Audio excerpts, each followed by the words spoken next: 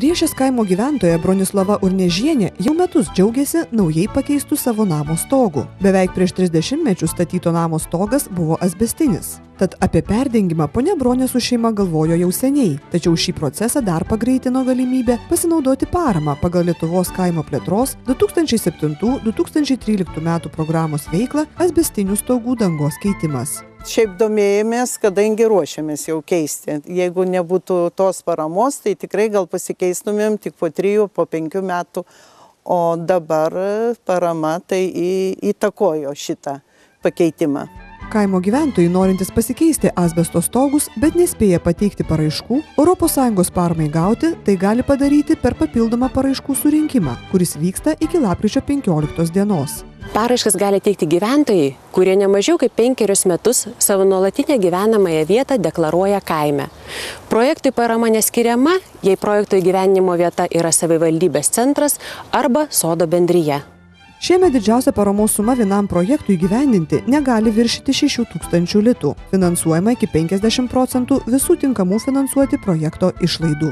Tinkamam finansuoti išlaidom priskiriamos stogo keitimo medžiagos, statybinės medžiagos būtinos stogui pakeisti, asbestinių atliekų transportavimo bei šalinimo išlaidos, taip pat viešinimo išlaidos. Išlaidos už stogo keitimo darbus, stogą laikančias konstrukcijas ir stogo šiltinimo medžiagas nėra kompensuojamos. Parama yra mokama taikant išlaidų kompensavimo būdą. Tai reiškia, kad paramos gavėjas projektą turi pradėti įgyvendinti savo lėšomis, o vėliau patirtas ir apmokėtas išlaidas, pridėdamas išlaidas pagrindžiančius dokumentus, deklaruoti mokėjimo prašymuose.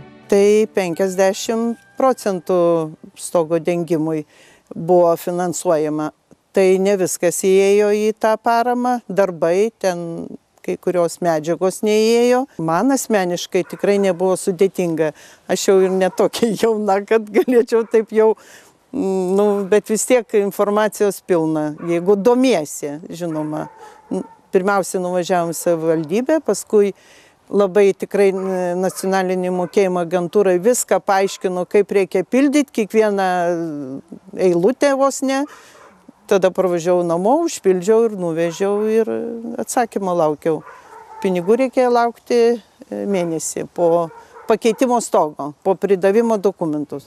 Paraiškos paramai asbestinių stogų dangos keitimui gauti renkamos ne tik nacionalinės mokėjimo agentūros teritoriniuose skyriuose, bet ir rajonų savivaldybių centruose. Pagal iš anksto numatytą tvarką savivaldybėse nuo 9 iki 12 valandos ne tik renkamos paraiškos, bet ir teikiamos konsultacijos, atsakoma į rūpimus klausimus, paaiškinami kylantys neaiškumai.